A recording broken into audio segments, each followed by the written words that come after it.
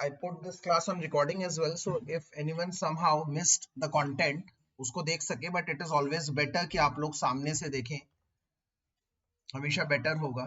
चलिए, अब हम लोग एक बात आप लोगों को बताएंगे। जब हमने लास्ट लेक्चर में हेलो एल्केन्स हेलो वेरिएंट्स के क्वेश्चन आंसर किए थे, तो कुछ चीजें थी जो हम लोगों ने स्किप करी थी। मतलब स्किप मतलब बेसिक डेफिनेशंस हम लोगों ने नहीं करा था। वो बेसिक डेफिनेशंस मैं आप लोगों को बताऊंगा। जैसे कि ये हमारा क्वेश्चन नंबर 18 है। मैं आज क्वेश्चन नंबर 18 से शुरू करूंगा बुकलेट के। क्वेश्चन नंबर 18 के 1 to 17 क्वेश्चंस हम लोगों ने लास्ट क्लास में करे थे। आज हम लोग क्वेश्चन नंबर 18 से शुरू करेंगे। क्वेश्चन नंबर 18 में कह रहा है रेसिमिक मिक्सचर की डेफिनेशन पूछ रहा है। ये रेसिमिक मिक्सचर की डेफिनेशन आप लोग देख पा रहे हैं।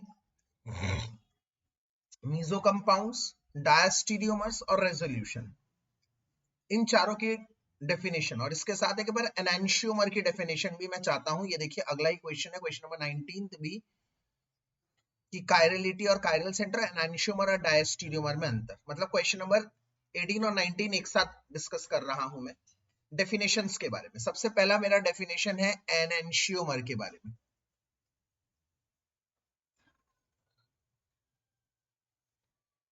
एनांशियोमर क्या होता है, आप ध्यान से समझिए। आपके पास एक ऑप्टिकली एक्टिव कंपाउंड है। आपके पास एक ऑप्टिकली एक्टिव कंपाउंड है। ऑप्टिकली एक्टिव कंपाउंड किसे कहते हैं? ऑप्टिकली एक्टिव कंपाउंड उसे कहते हैं जो डिफरेंट मिरर इमेज बनाता है। डिफरेंट मिरर इमेज बनाने वाला। जैसे सपोज करो मैं कार्बन,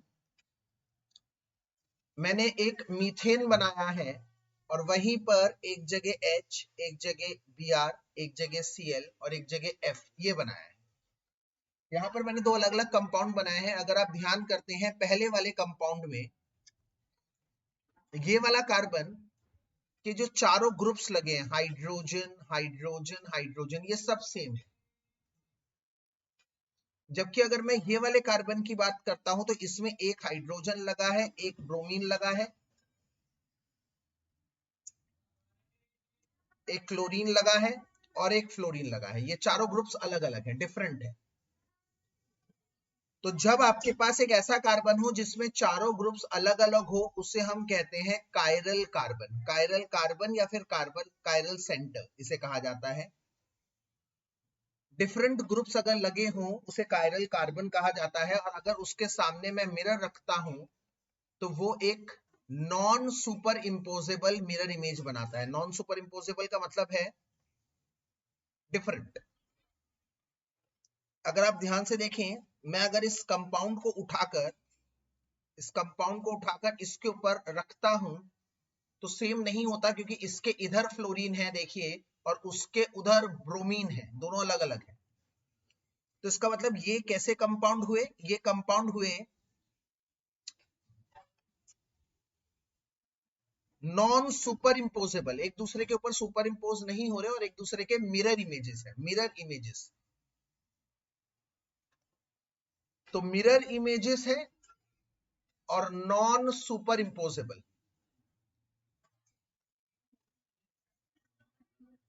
मिरर इमेज, ये लाइन याद रखिएगा। और मैंने आपको क्या कहा है, मेरी बड़ी स्ट्रॉन्ग प्रिडिक्शन है कि चैप्टर 1 हेलो एल्केन हेलो वेरिन में से ये जो स्टीरियो आइसोमेरिज्म का है इसी का पार्ट आएगा।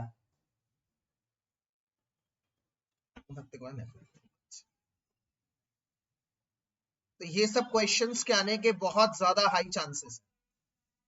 तो आज के सुबह ही हम लोगों ने क्या पढ़ लिया बेटा? मॉर्निंग में सबसे पहले हमने चीज पढ़ी कायरल कार्बन क्या होता है। कायरल कार्बन होता है एक ऐसा कार्बन जिससे चार डिफरेंट कंपाउंड्स जुड़े हों, चार डिफरेंट ग्रुप्स जुड़े हों, उसे कायरल कार्बन कहते हैं। इस प्रॉपर्टी को कायरलिटी कहते हैं। इस प्रॉपर्टी को कायरलिटी कहते हैं। कायरल कार्बन को ही कई बार कायरल सेंटर भी कह देते हैं। और जिन कंपाउंड्स में कायरल कार्बन होता है वो एक डिफरेंट मिरर इमेज बनाते हैं। डिफरेंट मिरर इमेज जो सुपर इम्पोज नहीं होते, non super imposable mirror image generate करते हैं।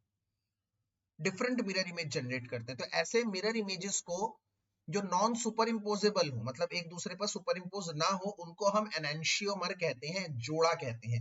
तो यहाँ पर अगर ये प्लस डेक्स्ट्रो रोटेटरी होगा तो ये माइनस लिवो रोटेटरी होगा। इसका मिरर इमेज हमेशा उल्टा होता है।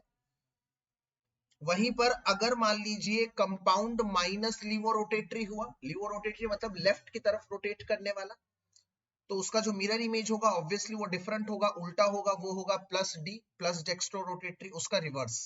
तो हमेशा कंपाउंड का रिवर्स होता है, उसका ओरिएंटेशन हमेशा कंपाउंड का रिवर्स होता है। तो अगर मेरे पास एक ऐसा मिक्सचर है जिसमें कंपाउंड भी है, ये कंपाउंड है और उसका मिरर इमेज दोनों मौजूद है, कंपाउंड भी है और मिरर इमेज है, दोनों मौजूद है। कंपाउंड और मिरर इमेज जब दोनों मौजूद होते हैं उसको हम लोग रेसिमिक मिक्सचर कहते हैं।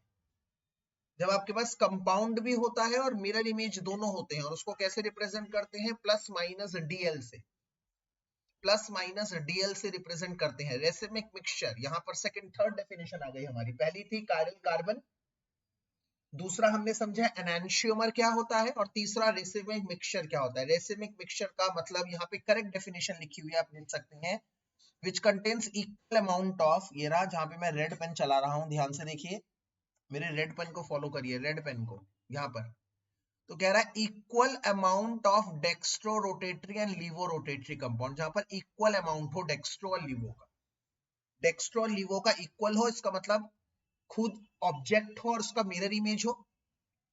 और इसको कैसे रिप्रेजेंट करते हैं ये बहुत ज्यादा जरूरी है, प्लस माइनस डीएल, अगर नहीं लिखा तो यहाँ पर आप लोगों को बहुत अच्छा होल्ड नहीं मिलता, प्लस माइनस डीएल लिखना इज कंपलसरी रेसिमिक मिक्सचर में, ठीक है। मैं एक बार इसको SN1 और SN2 के रिस्पेक्ट में समझाना चाहता हूं, तो प्लीज एक बार ठंडे ठंडे दिमाग से देखिएगा। सपोज करो एक कंपाउंड है ब्यूटेन 2 ऑल या फिर 2 क्लोरोब्यूटेन। अगर मैं 2 क्लोरोब्यूटेन को देखता हूं और बताता हूं कि ऑप्टिकली एक्टिव है या नहीं, तो 1 2 3 4 2 पे क्लोरो। अब मैं हाइड्रोजन भर देता हूं, हमेशा याद रखिए ऑप्टिकली एक्टिव भरने के लिए हाइड्रोजन जरूर भरा करिए। तो आपने हाइड्रोजन भी भर दिए, आपने हाइड्रोजन भी भर दिए। अब इस केस में आप क्या देख पा रहे हैं, अगस्त्य आप दो दो नंबर से क्यों लॉगिन कर रहे हैं बेटा? अच्छा अच्छा ठीक है, ओके, कोई बात नहीं, अब पढ़ाई करिए बस, the point is this. So 2 chlorobutane है। अब आप लोग देख सकते हैं, अगर मैं इस कार्बन की बात करता हूं तो इस कार्बन के ऊपर है हाइड्रोजन, इधर है CH3, इधर है, ये दोनों को कलेक्टिवली मैं कह सकता हूं C2H5 ऐसे, और इधर है Cl। तो ये तो कायरल कार्बन बन गया, यस ये कायरल कार्बन बन गया। तो ऐसे देखना है, हवा में तीर नहीं छोड़ना। 2 क्लोरोब्यूटेन बोल रहा है तो 1 मिनट बनाओ उसे और फिर बनाकर देखो।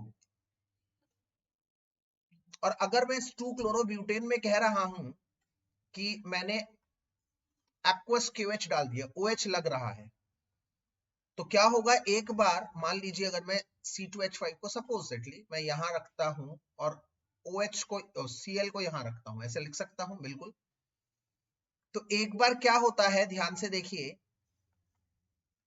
एक बार तो OH सामने लगता है, जो सामने का क्लोरीन जाता है, और OH सामने का क्लोरीन जाएगा और OH सामने से अटैक करेगा। पर याद रखिए, आप लोगों को पता है, क्योंकि स्टेरिक हिंड्रेंस बहुत ज्यादा है इस कार्बन के पास, स्टेरिक हिंड्रेंस बहुत ज्यादा है, और स्टेरिक हिंड्रेंस जब बहुत ज्यादा होता है तो वो कभी भी SN2 वन स्टेप रिएक्शन नहीं करता, वो SN1 करता है, SN1, ठीक है। तो SN1 करेगा तो आपको फ्रंट अटैक और बैक अटैक दोनों मिलेंगे, इसका मतलब OH पीछे से भी लगेगा, ऐसा भी आपको एक कंपाउंड मिलेगा, दोनों मिलेंगे, पीछे से अटैक करने वाला भी और सामने से अटैक करने वाला भी। ये हुआ जो फ्रंट से अटैक कर रहा है, फ्रंटल अटैक। ये हुआ बैक अटैक। इसमें बहुत सारी चीजें मुझे समझानी है, जैसे जब फ्रंट अटैक हुआ, बच्चों ध्यान से देखिएगा, जब फ्रंट अटैक हुआ तो क्लोरीन पुराना जहां पे लगा हुआ था, देखिए जहां पे पुराना न्यूक्लियोफाइल लगा हुआ था, नया न्यूक्लियोफाइल ठीक उसी पोजीशन में, मतलब फ्रंट में था तो फ्रंट में ही है।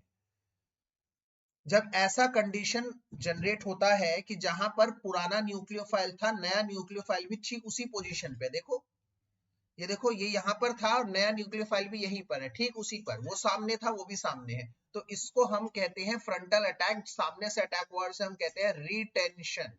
रिटेंशन, रिटेंशन मतलब जिसने अपना पुराना स्ट्रक्चर रिटेन किया, रिटेन किया, रिटेन मतलब बजाय रखा, सेम सेम स्ट्रक्चर अपना काबिल रखा, चेंज नहीं होने दिया, वहां पर क्लोरीन की पोजीशन, पुराने न्यूक्लियोफाइल की पोजीशन, नए न्यूक्लियोफाइल की पोजीशन सेम, इसका मतलब उसने अपना स्ट्रक्चर रिटेन रखा, इसे हम कहते हैं रिटेंशन। परंतु आप जब दूसरे कंपाउंड की तरफ देखते हैं, इस वाले कंपाउंड को देखते हैं, तो यहां पर देखते हैं OH की जो पोजीशन है वो रिवर्स हो गई, चेंज हो गई, जो बैक अटैक को सपोर्ट कर रहा है, बैक अटैक को शो कर रहा है कि भाई भी पीछे से अटैक हो रहा है, तो इसे हम कहते हैं इन्वर्जन। इन्वर्जन मतलब जहां पर उल्टा हो गया मामला, इन्वर्ट हो गया,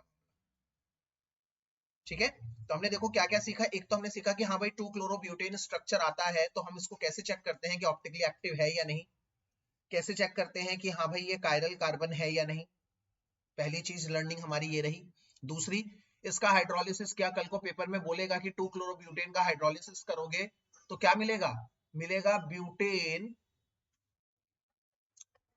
2ऑल, यही मिलेगा, यस ब्यूटेन 2ऑल ही मिलेगा, क्योंकि 1 2 3 4 यहाँ पर क्लोरीन था तो यहाँ पर क्या आ जाएगा, OH आ जाएगा, बट यहाँ पर OH सामने से भी आ सकता है, पीछे से भी आ सकता है, तो इसलिए आप क्या करोगे, आप लिखोगे प्लस माइनस ब्यूटेन 2ऑल, ऐसे लिखोगे।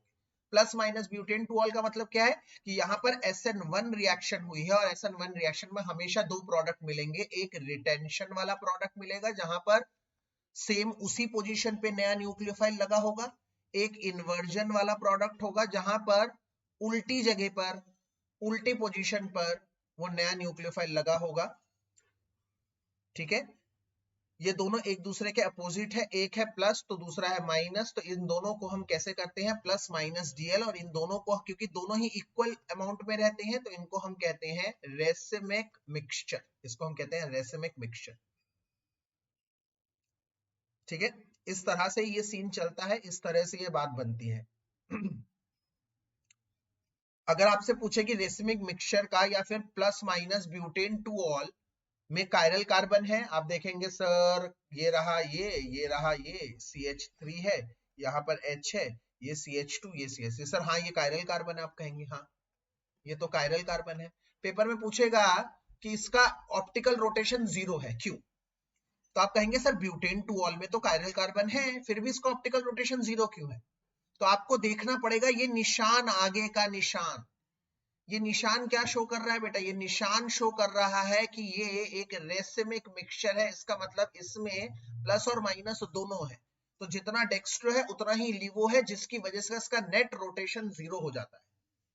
तो अगर भविष्य में कभी ऐसा क्वेश्चन आए कि प्लस माइनस ब्यूटेन 2ऑल का नेट रोटेशन 0 है, क्यों, तो आप इसका आंसर कैसे देंगे, आप कहेंगे क्योंकि एक रेसिमिक मिक्सचर है, प्लस माइनस से आप पता कर लेंगे रेसिमिक मिक्सचर,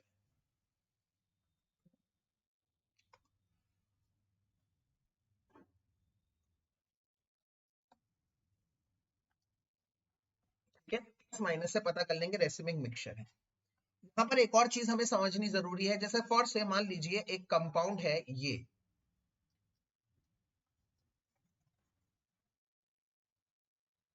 आ,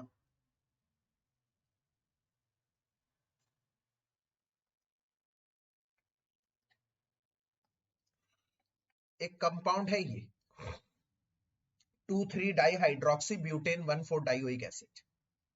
अगर आप ध्यान से देखिए मैं 4 कंपाउंड्स बना रहा हूं, यही सेम मैंने आप लोगों को क्लासेस में भी समझाया था,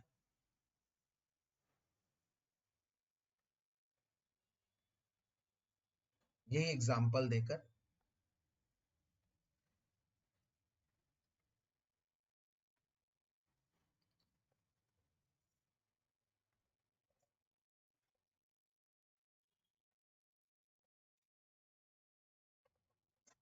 ध्यान से देखिए, ये मान लीजिए फर्स्ट कंपाउंड है, ये सेकंड कंपाउंड है, ये थर्ड कंपाउंड है, और ये हमारा फोर्थ कंपाउंड है, 4 कंपाउंड्स। अगर आप ध्यान से देखेंगे तो फर्स्ट कंपाउंड और सेकंड कंपाउंड को अगर आप ध्यान से देखें तो ये एक दूसरे के मिरर इमेजेस है, यस मिरर इमेजेस है बिल्कुल। इसका मतलब फर्स्ट और सेकंड एक पेयर हो गया जो नॉन सुपर इंपोजेबल है। नॉन सुपर इंपोजेबल शब्द का मतलब समझ लो, मतलब इसको जब उठाकर इसके ऊपर रखूंगा तो वो सुपर इंपोज नहीं होगा, सेम नहीं होगा, डिफरेंट है भाई। क्यों? क्योंकि इस कंपाउंड में इधर की तरफ OH है और इस कंपाउंड में इधर की तरफ H है, तो वो डिफरेंट है। तो इसका मतलब ये सुपर इम्पोज नहीं हो रहा, एक दूसरे के ऊपर सेम नहीं बैठ रहा है, अलग डिफरेंट है। और मिरर इमेज भी है। तो जब मिरर इमेज भी है और नॉन सुपर इम्पोजेबल भी है, तो ये हुए एनेंशियोमर, ये हुए एनेंशियोमर। अगर मैं थर्ड और फोर्थ को देखता हूं तो बच्चे थर्ड और फोर्थ में भी यही गति नजर आती है मुझे। थर्ड और फोर्थ में भी आप चेक करिए, ये एक दूसरे के मिरर इमेजेस है, हाँ एक दूसरे के मिरर इमेजेस है, नॉन सुपर इम्पोजेबल है, हाँ तो ये भी हुए एनेंशियोमर्स। और इनमें बता दूं आप, मैं दो कार्बन है, कायरल कार्बन दो है, ऑप्टिकली एक्टिव कार्बन दो है, एक ये वाला कार्बन और एक ये वाला कार्बन, दूसरा कार्बन ये रहा। मतलब दरअसल ये ऐसे है ना, COOH, फिर एक कार्बन है, एक कार्बन पे OH H, फिर एक कार्बन है OH H, फिर एक COH। तो यहाँ पर दो ऑप्टिकली एक्टिव कार्बन है, एक ये वाला और एक ये वाला, दो ऑप्टिकली एक्टिव कार्बन है। C1 optically active, C2 optically active. C1 C2 मत बोलो क्योंकि ये पहला कार्बन है, C1 है ये दूसरा कार्बन, ये तीसरा कार्बन, ये चौथा कार्बन, तो C2 C3 ये है, बोथ आर ऑप्टिकली एक्टिव, ये दोनों ऑप्टिकली एक्टिव कार्बन है। ठीक है, तो इसका मतलब कंपाउंड 1 और 2 हुए एनेंशियोमर्स, 3 और 4 हुए एनेंशियोमर। और अब मेरा पॉइंट आप लोगों से क्या है, जरा ध्यान से देखिएगा, कंपाउंड 1 को और कंपाउंड 3 को, इन दोनों का मॉलिक्यूलर फार्मूला सेम है, दोनों में दो COH है, दोनों में दो OH है, दोनों में दो H है, 4 कार्बन है, सेम है, परंतु ये एक दूसरे के मिरर इमेज नहीं है। मतलब शीशे के सामने 1 को रखूंगा तो थर्ड ऑब्वियसली नहीं आएगा, शीशे के सामने में 1 को रखूंगा तो थर्ड ऑब्वियसली नहीं आएगा, सेम नहीं है, डिफरेंट है। और अगर मैं 1 को उठाकर 3 में रखूं तो वो सुपर इम्पोज भी नहीं हो रहा, बैठ भी नहीं रहा, क्योंकि उसके दोनों तरफ, ये देखिए इधर दोनों तरफ OH है, उसके तो एक तरफ ही OH है और एक तरफ H है। तो इसका मतलब ये हुए फर्स्ट और थर्ड, आपको कहीं ना कहीं फर्स्ट और थर्ड क्या हुए, फर्स्ट और थर्ड क्या हुए, फर्स्ट और थर्ड ये क्या हुए, ये एक दूसरे के ऊपर नॉन सुपर इम्पोजेबल है। सर बैठ तो नहीं रहे, ठीक है भाई, नॉन सुपर इम्पोजेबल है और नॉन ही मिरर इमेजेस है, मिरर इमेज भी नहीं है एक दूसरे के, नॉन मिरर इमेजेस। और इनको कहा जाता है, इनको कहा जाता है डायास्टीरियोमर्स, इनको कहा जाता है डायास्टीरियोमर्स। तो इसका मतलब बच्चों दो बातें समझ ली, एनेंशियोमर और डायास्टीरियोमर। इसको सरल भाषा में समझाने के लिए, मेरा सीधा हाथ और मेरा उल्टा हाथ, मैं जब शीशे के सामने मेरा सीधा हाथ रखूंगा तो मेरे उल्टे हाथ जैसी इमेज बनेगी, बिल्कुल। इसका मतलब मेरा सीधा हाथ और उल्टा हाथ एक दूसरे के ऑप्टिकली एक्टिव है। मेरा सीधा हाथ शीशे के सामने रखा जाएगा तो उल्टा हाथ की तरह इमेज बनेगी सेम। तो इसका मतलब मेरा सीधा हाथ और मेरा उल्टा हाथ आपस में ऑप्टिकली एक्टिव भी है और नॉन सुपर इम्पोजेबल। मतलब मैं जब अपने सीधे हाथ को उठाकर उल्टे हाथ के ऊपर रखता हूं तो वो सुपर इम्पोज नहीं होता। तो इसका मतलब मेरा सीधा हाथ और मेरा उल्टा हाथ एक पेयर हुआ एनेंशियोमर। इसी तरह से आपका सीधा हाथ और आपका उल्टा हाथ एनेंशियोमर हुआ, वो भी एक पेयर है। परंतु अगर मैं अपने सीधे हाथ को आपके उल्टे हाथ से कंपेयर करूं, तो मैं अपने सीधे हाथ को जब शीशे में रखूंगा तो आपके उल्टे हाथ जैसी इमेज ऑब्वियसली नहीं आएगी, डिफरेंट आएगी। और मैं अपने सीधे हाथ को उठाकर आपके उल्टे हाथ पे रखूं तो वो सुपर इम्पोज भी नहीं होगा। तो ना तो मेरा सीधा हाथ आपके सीधे हाथ या उल्टे हाथ से सुपर इम्पोजेबल हो रहा है, ना वो मिरर इमेजेस है। तो इसका मतलब ये हुआ non super imposable, non mirror images. तो यहां बना एक नया शब्द डायस्टीरियोमर्स, ये बना डायस्टीरियोमर्स। लास्ट चीज रह गई है, उसके बाद ये सारे टर्म्स खत्म हो जाएंगे। लास्ट है, इस कंपाउंड को ध्यान से देखिए, जो नीचे बनाया मैंने, इन्हीं चारों कंपाउंड का वो है। ऐसे कंपाउंड में दो ऑप्टिकली एक्टिव कार्बन है, मैं बोल रहा हूं बिल्कुल, परंतु अगर मैं बीच में ऐसे एक लाइन डाल दूं तो आप क्या देख पा रहे हैं, ऊपर का ओरिएंटेशन और नीचे का ओरिएंटेशन बिल्कुल सेम है, बिल्कुल एक दूसरे का मिरर इमेजेस है। इसका मतलब अगर ऊपर वाला प्लस डी हुआ तो नीचे वाला ऑब्वियसली उसका उल्टा होगा, माइनस एल। और कहीं अगर ऊपर वाला माइनस एल हुआ तो नीचे वाला 100% डी होगा, एकदम उसका उल्टा, मिरर इमेज है ना, क्योंकि तो इसका मतलब ऐसे कंपाउंड में आप देख पा रहे हैं ऑप्टिकली एक्टिव कार्बन है, फिर भी इसका नेट रोटेशन जीरो है, फिर भी नेट रोटेशन जीरो है। इसको हम कहते हैं मीजो कंपाउंड्स, मीजो कंपाउंड्स। तो मीजो कंपाउंड्स का मतलब क्या हुआ? Having chiral carbon, chiral carbon है, हैविंग कायरल कार्बन है, but still zero optical rotation. इनका ऑप्टिकल रोटेशन जीरो है due to internal plane of symmetry, क्योंकि अंदर ही अंदर कहीं ऐसा प्लेन ऑफ सिमेट्री है जो इसके रोटेशन को कैंसिल आउट कर रहा है, काट रहा है, जीरो कर रहा है। ऐसे कंपाउंड को मीजो कंपाउंड्स कहते हैं। ठीक है, तो इसका मतलब एक बार फटाफट से अपनी लर्निंग्स को देख लेते हैं। सबसे पहले हमने इधर क्या पढ़ाया था? सबसे पढ़ाया है एनेंशियोमर, आज की क्लास में मैंने एनेंशियोमर पढ़ाया। फिर कायरल कार्बन पढ़ाया, कायरल कार्बन या कायरल सेंटर क्या होते हैं। फिर हमने पढ़ा है रेसिमिक मिक्सचर क्या होता है। फिर हमने सबसे इंपॉर्टेंट ये वाली स्लाइड, आज के लेक्चर की सबसे इंपॉर्टेंट स्लाइड ये है, और इसमें से 110% एक क्वेश्चन 2024 में आएगा ही आएगा इस स्लाइड में से। फिर हमने आपको ये समझाया कि रेसिमिक मिक्सचर क्या होते हैं, SN2 में कैसे रेसिमिक मिक्सचर आता है, SN1 में कैसे रेसिमिक मिक्सचर आता है, प्लस माइनस DL शो करते हैं उसको। फिर हमने आपको समझाया कि प्लस माइनस DL क्या होते हैं। फिर हमने आपको समझाया कि डायास्टीरियोमर्स क्या होते हैं। हमने आपको समझाया रिटेंशन क्या होता है, सेम स्ट्रक्चर रिटेन रखना। और फिर हमने समझाया इन्वर्जन क्या होता है। इन्वर्जन SN2 में होता है, बैक अटैक होता है, उल्टा स्ट्रक्चर, और SN1 में दोनों होते हैं। मतलब अगर मैं बात बताऊं, इन्वर्जन कहां होता है? SN2 में। और SN1 में क्या होता है? SN1 में दोनों होते हैं, इन्वर्जन और रिटेंशन दोनों, फ्रंट अटैक बैक अटैक दोनों। फिर मैंने 8वीं चीज समझाई आप लोगों को, मीजो कंपाउंड क्या है। तो इस छोटे से इंटरवल में हम लोगों ने 8 लर्निंग्स कर ली है, ये हमारी 8 लर्निंग रही, और इनमें से पक्का 110% पेपर में आएगा। मैं इधर लिख रहा हूं 2024, एक क्वेश्चन पक्का उठ के आएगा इसमें से। ठीक है, चलिए आगे बढ़ते हैं।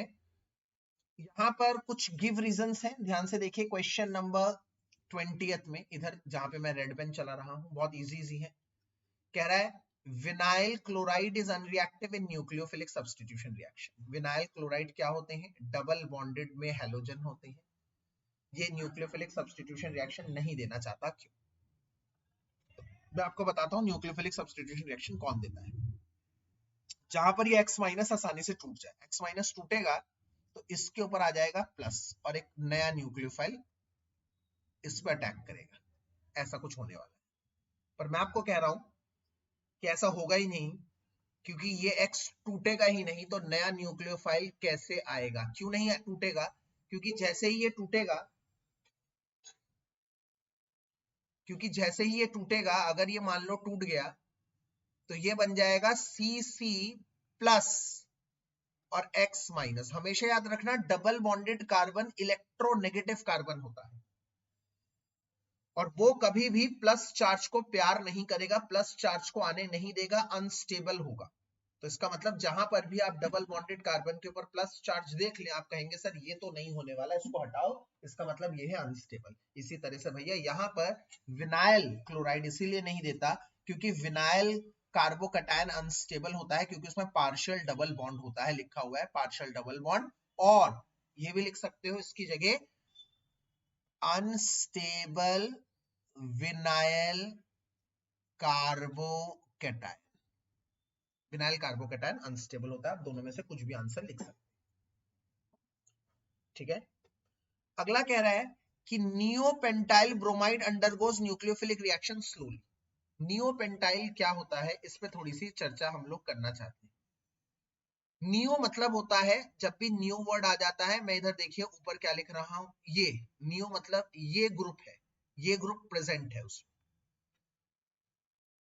ये ग्रुप प्रेजेंट होगा, उसे हम नियो कहते हैं, नियो। तो अब कहा जा रहा है नियोपेंटाइल मतलब 5 कार्बन है। यहां पर हमारे पास कितने कार्बन है? 1 2 3 4 5 कार्बन करने के लिए तुम एक और कार्बन ऐड कर दो, अब हो गए 5 कार्बन, और यहां पे लगा दोगे एक हैलोजन। ब्रोमाइड, तो ये हो गया नियोपेंटाइल ब्रोमाइड। अब ये कह रहा है कि ये रिएक्शन स्लो दिखाता है, क्यों बनाता है स्लो भाई? पहली बात तो ये है, अगर ये मान लो टूट गया ब्रोमीन, तो ये बन जाएगा ऐसे 1 डिग्री कार्बोकैटायन। 1 डिग्री कार्बोकैटायन अपने आप में बहुत लेस स्टेबल होता है, तो ये लिखा हुआ है neopentyl bromide is primary halide which forms 1 degree carbocation which is less stable. एक तो आप यही लिख दोगे सेम, या कोई ये करना चाहता है तो ये भी लिख सकता है कि सर इसके पास जो ये ग्रुप है ना, ये ग्रुप ये इतना बड़ा है कि कोई न्यूक्लियोफाइल जब आएगा तो उस न्यूक्लियोफाइल को ये रिपेल करेगा, स्टेरिक हिंड्रेंस प्रोवाइड करेगा। बड़े ग्रुप है ना, बड़ा अल्काइल साइज बड़ा है, तो आप ये भी लिख सकते हो और ड्यू टू स्टेरिक हिंड्रेंस, आप स्टेरिक हिंड्रेंस भी लिख सकते हैं, आपकी मर्जी। अगला क्वेश्चन कह रहा है सी पार्ट, कह रहा है why a third butyl chloride react with NaOH by SN1 while N butyl chloride react with SN2। ये तो बहुत सिंपल क्वेश्चन है बेटा। थर्ड ब्यूटाइल क्या होता है? जो नियो ग्रुप होता है ना, नियो ग्रुप, वही टर्ड ग्रुप भी होता है। ये रहा टर्ड ब्यूटाइल ब्रोमाइड। और एन ब्यूटाइल, एन का मतलब है जिसमें कोई भी ब्रांचिंग ना हो। अब मैं कहता हूं दोनों में से कौन क्या रिएक्शन देगा, तो आप लोगों को अच्छी तरह से पता है ऑर्डर। SN1 के लिए ऑर्डर क्या है? सबसे ज्यादा 3 डिग्री, फिर 2 डिग्री, फिर 1 डिग्री। और SN2 के लिए ऑर्डर क्या है? सबसे ज्यादा 1 डिग्री, फिर 2 डिग्री, फिर 3 डिग्री। तो इन दोनों में से ये 3 डिग्री है भाई, तो ये तो बोलेगा SN1 करवाओ मुझसे, और ये 1 डिग्री है तो ये तो बोलेगा SN2 करवाओ। तो यही क्वेश्चन में पूछ रहा है, ऐसा क्यों हो रहा है? तो आंसर में बड़ा क्लियर लिखा हुआ है कि as tert butyl chloride forms 3 degree carbocation और N butyl cons 1 degree carbocation. तो ये बिल्कुल आंसर एज इट इज है, एकदम टिप देना है, इसमें तो कुछ लिखना ही नहीं है। इसके बाद अगले सवाल में कह रहा है कि dipole moment of para dichlorobenzene is 0 but para dihydroxybenzene has some dipole moment. इसको कैसे हम जस्टिफाई करेंगे? मान लीजिए पैरा डाइक्लोरोबेंजीन ये है, ध्यान से देखिए, पैरा डाइक्लोरोबेंजीन ये है और पैरा डाइहाइड्रोक्सी, डाइहाइड्रोक्सी मतलब दोनों तरफ क्या है? OH ग्रुप है, OH ग्रुप है। अब मैं OH को अगर बनाऊं ना तो OH ऐसे बनते हैं बेटा, OH ऐसे बनते हैं। तो टेक्निकली अगर मैं एक बात बताऊं आप लोगों को, यहाँ पर क्लोरीन ऊपर अपनी तरफ खींच रहा है, यहाँ क्लोरीन नीचे अपनी तरफ खींच रहा है, तो इस क्लोरीन से इस क्लोरीन का बॉन्ड डाइपोल मोमेंट 0 हो गया, कट गया। यहाँ पर अगर मैं देखूं तो ये नॉन प्लैनर है। नॉन प्लैनर मतलब एक यहां से आ रहा है, यहाँ पर हाइड्रोजन और ऑक्सीजन में कौन ज्यादा खींच रहा है? ऑक्सीजन। यहाँ फिर कौन खींच रहा है? कार्बन और ऑक्सीजन में से कार्बन। तो इनका रिजल्टेंट कहीं ना कहीं इस डायरेक्शन में जाएगा। इस तरह से इधर कार्बन और ऑक्सीजन में कौन ज्यादा इलेक्ट्रोनेगेटिव? ऑक्सीजन। कार्बन, ऑक्सीजन और हाइड्रोजन में कौन ज्यादा इलेक्ट्रोनेगेटिव? हाइड्रोजन। इसका डाइपोल मोमेंट इधर जा रहा है, तो ये एक दूसरे को कैंसिल नहीं कर पा रहे, ऐसे जा रहे हैं, ऐसे एक इधर जा रहा है, एक इधर जा रहा है, तो इसका नेट डाइपोल मोमेंट इधर की तरफ जाएगा, जो कैंसिल नहीं हो रहा, 0 नहीं हो रहा। तो अगर मैं एक शब्द में इसका आंसर बताना चाहूं तो एक शब्द में आंसर क्या होगा कि इसका नेट डाइपोल मोमेंट 0 क्यों हो रहा है? आप बता देंगे क्योंकि उसका प्लैनर है, प्लैनर, वो एक प्लेन में है, वो डिफरेंट प्लेन में। तो लिखा हुआ है in para dichlorobenzene both chlorine atoms are in same plane, para dihydroxybenzene both are in different plane, वो डिफरेंट प्लेन। इसके बाद लास्ट क्वेश्चन कह रहा है नीचे कि boiling point of ethers are less compare to alcohol. Ether का boiling point कम है अल्कोहल के मुकाबले। यहां से आता है हमारे आज के नए चैप्टर का नया फ्रेगमेंट, बहुत इंपॉर्टेंट, और वो है कि अल्कोहल का एक ऐसा गुण जो बड़ा इंपॉर्टेंट है, वो है H bonding. H bonding, H bonding is very important in alcohols. Alcohols का एच बॉन्डिंग अपने आप में बहुत इंपॉर्टेंट है। बच्चों इस बात का ध्यान रखेंगे, मैं पूरे फंक्शनल ग्रुप को, सारे फंक्शनल ग्रुप को एक बार, सारे फंक्शनल ग्रुप को 1 मिनट के लिए लास्ट स्लाइड पे लिख रहा हूं, जो जो एच बॉन्डिंग करते हैं और जो जो एच बॉन्डिंग नहीं करते हैं। तो फंक्शनल ग्रुप्स को हम हमेशा FG रिप्रेजेंट करते हैं। FG मतलब फंक्शनल ग्रुप्स होते हैं। FG undergoes H bonding. H bonding कौन कौन करता है? आपके सिलेबस की बात कर रहे हैं, आपके सिलेबस की बात कर रहे हैं। तो सबसे ज्यादा COOH मतलब कार्बोक्सिलिक एसिड सबसे ज्यादा करते हैं। क्योंकि उसमें 2 ऑक्सीजन होते हैं। फिर उसके बाद अल्कोहल्स है, फिर उसके बाद अमाइंस है, अमाइंस मतलब NH2। तो सी एसिड, कार्बोक्सिलिक एसिड सबसे ज्यादा, फिर अल्कोहल और फिर अमाइंस। और जो Fg does not undergo H bonding, जो H bonding नहीं करते हैं, जो H bonding नहीं करते हैं, कौन कौन से ऐसे फंक्शनल ग्रुप है जो H bonding नहीं करते हैं? मैं आपको बताऊं, इन तीनों को छोड़कर बाकी सब, जिनमें कीटोन्स आते हैं, जिनमें एल्डिहाइड्स आते हैं, जिनमें एथर्स आते हैं, ये सब। और मैंने इनको कैसे अरेंज किया है? अगर इनमें इनमें तो एच बॉन्डिंग होती है, इनमें होती है वैंडर वॉल फोर्स, तो इनको मैंने अरेंज किया है वैंडर वॉल फोर्सेस के हिसाब से कि सबसे ज्यादा कीटोन में, फिर एल्डिहाइड में, फिर एथर्स। तो एक बात हमेशा याद कर लीजिएगा, जिनमें एच बॉन्डिंग होती है उनका मेल्टिंग पॉइंट, बॉइलिंग पॉइंट और सॉल्युबिलिटी इन वाटर हमेशा ज्यादा होता है, ग्रेटर होता है। ये एक जनरल बात है, general melting point, boiling point, solubility हमेशा ज्यादा होती है उन फंक्शनल ग्रुप्स की जो एच बॉन्डिंग करते हैं, मुकाबलन जो एच बॉन्डिंग नहीं कर पाते। क्योंकि जो एच बॉन्डिंग नहीं कर पाते उनके बीच के जो फोर्सेस होते हैं वो वैंडरवॉल फोर्सेस होते हैं, और वैंडरवॉल फोर्सेस हाइड्रोजन बॉन्ड से वीक होते हैं, कमजोर होते हैं। ठीक है, और सिर्फ एच बॉन्डिंग नहीं लिखेंगे, ये भी एक बड़ी अच्छी बात है। एच बॉन्डिंग नहीं, इंटरमॉलिक्यूलर मतलब एक दूसरे के साथ, ये वर्ड पूरा लिखना भी जरूरी है, सीबीएसई बोर्ड ने मैंडेटरी कर दिया है। सीबीएसई में कह रहा है पूरा शब्द लिखा करो, इंटरमॉलिक्यूलर एच बॉन्डिंग। तो अगर कभी भी ऐसा कुछ क्वेश्चन आ जाए कि अल्कोहल का melting point, boiling point ketone से ज्यादा है, एल्डिहाइड से ज्यादा है, एथर से ज्यादा है, तो आप सिर्फ एक बात लिखेंगे, क्योंकि अल्कोहल करता है इंटरमॉलिक्यूलर एच बॉन्डिंग। ये है आप लोगों का आज का सबसे important keyword, intermolecular H bonding. Alcohol करता है, इसलिए अल्कोहल के मेल्टिंग, बॉइलिंग पॉइंट, सॉल्युबिलिटी बाकी उन फंक्शनल ग्रुप्स के मुकाबले ज्यादा है जो नहीं करते इंटरमॉलिक्यूलर एच बॉन्डिंग। जब भी कुछ ऐसा क्वेश्चन आ गया आप तो हम समझ गए सर ये तो बहुत इजी है। जैसे लास्ट क्वेश्चन में उधर कह रहा था, लास्ट क्वेश्चन में कि boiling point of ethers are less, ether का लेस क्यों है? लास्ट क्वेश्चन देखिए इधर बच्चों, लास्ट क्वेश्चन, लास्ट क्वेश्चन कह रहा है इधर की तरफ, इधर की तरफ जहां पे मैं रेड पेन चला रहा हूं, इधर की तरफ रेड पेन चला रहा हूं, दिख रहा है मेरे ख्याल से लास्ट। तो ऐसा क्यों है? क्योंकि अल्कोहल इंटरमॉलिक्यूलर एच बॉन्डिंग करता है। यहाँ का भी पहला क्वेश्चन क्या है? यहाँ का पहला क्वेश्चन है methanol is miscible in water, iodomethane is not. तो वही बात है, मीथेनॉल घुल जाता है, आयोडोमीथेन नहीं घुलता। एक ही आंसर है एच बॉन्डिंग। हमने यहाँ पर एच बॉन्डिंग लिख रखा है, आप एच बॉन्डिंग नहीं लिखेंगे, आप पूरा लिखेंगे क्या? इंटरमॉलिक्यूलर एच बॉन्डिंग, ये पूरा शब्द लिखेंगे बस, और कुछ नहीं चाहिए। अगले क्वेश्चन पे चलते हैं, जी क्वेश्चन पे क्या कह रहा है? कह रहा है nitration of phenol gives ortho and para product Y. Nitration करते हैं जब फिनॉल का तो ऑर्थो और पैरा प्रोडक्ट ही मिलता है, क्यों?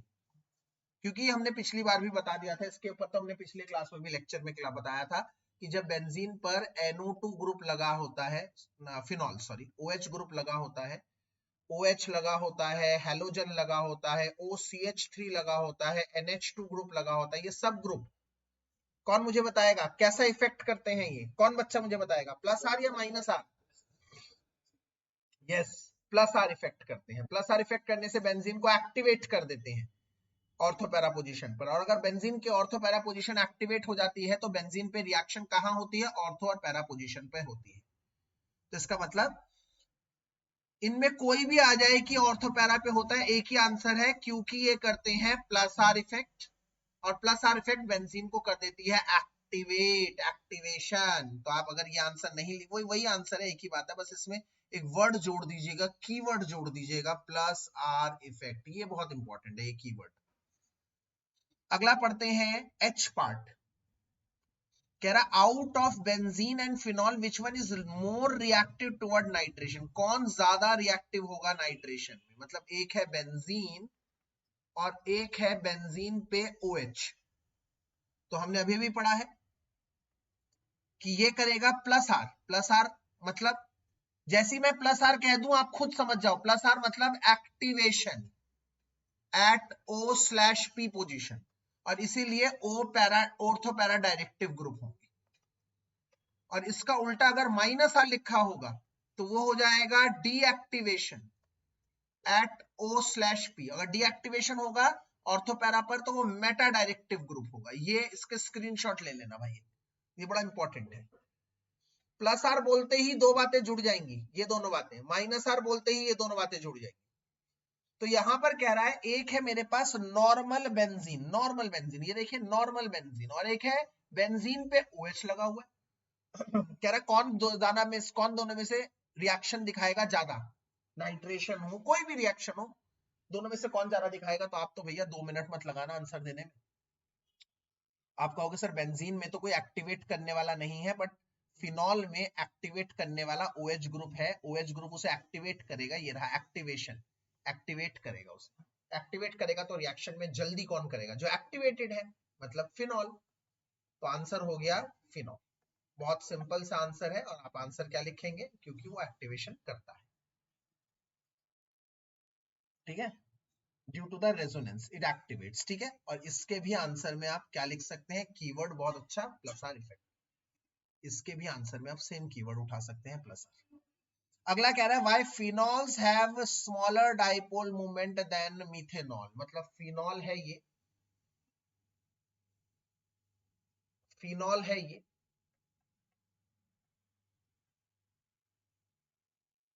और मिथेनॉल है ये। तो एक बात मैं आप लोगों को बता दूं, आज की इंपॉर्टेंट एक लर्निंग आ रही है बेटा आप लोगों के सामने, कि ये जो कार्बन है ना, ये डबल बॉन्डेड वाला कार्बन, मैंने अभी अभी पीछे भी बोला था, ये डबल बॉन्डेड वाला कार्बन है। अगर ऑक्सीजन इलेक्ट्रॉन खींचेगा तो इस कार्बन पर प्लस चार्ज आएगा, जो ये कार्बन इतना पसंद नहीं करता। अभी मैंने पीछे बताया डबल बॉन्ड कार्बन इतना पसंद नहीं करता प्लस चार्ज, ये खुद इलेक्ट्रोनेगेटिव कार्बन है, इसलिए इतना चार्ज को नहीं जाने देता। इसका मतलब ये वाला जो बॉन्ड है, ये वाला बॉन्ड लेस पोलर बॉन्ड है, लेस पोलर बॉन्ड, मतलब इस बॉन्ड पे प्लस माइनस ज्यादा नहीं है, क्योंकि इधर माइनस होगा और इधर प्लस होगा, और इस प्लस चार्ज को ये डबल बॉन्डेड वाला कार्बन पसंद नहीं करता, क्योंकि ये डबल बॉन्डेड वाला कार्बन इलेक्ट्रोनेगेटिव कार्बन है, ये पसंद नहीं करता, इसलिए चार्ज को नहीं आने देता। ये लेस पोलर बॉन्ड है, ये यहां पर भी होगा, ये यहां पर भी होगा, जो मैंने पिछले लेक्चर में समझाया था आप लोगों को। ये भी लेस पोलर बॉन्ड है, टफ टू ब्रेक बॉन्ड है। बॉन्ड टूटता नहीं है इसी की वजह से, क्योंकि यहाँ पर एक डबल बॉन्ड कैरेक्टर भी होता है, डबल बॉन्ड कैरेक्टर भी। और अगर ये बॉन्ड टूट भी जाए मान लो, तो इस कार्बन पर प्लस चार्ज आ जाता है, और ये डबल बॉन्डेड कार्बन है, अनस्टेबल कार्बोकैटायन बनाता है। मैंने पीछे भी बात करी थी अभी अभी, ये बनाता है अनस्टेबल विनाइल कार्बोकैटायन, और ये है अनस्टेबल फिनाइल कार्बोकैटायन। ये अनस्टेबल है, ये कभी नहीं होते, इसीलिए इनमें डाइपोल मूवमेंट हमेशा कम होता है। स्क्रीनशॉट खींच लीजिएगा, इसका मैं रब कर दूंगा। इनका डाइपोल मूवमेंट लेस होता है, कम होता है, बहुत ज्यादा, इनका डाइपोल मूवमेंट बहुत कम होता है, ठीक है। तो ऐसे क्वेश्चन में ध्यान रखिएगा, सारे आंसर एक ही हैं। क्वेश्चन आ जाए इसका डाइपोल मूवमेंट कैसा होता है, कम होता है।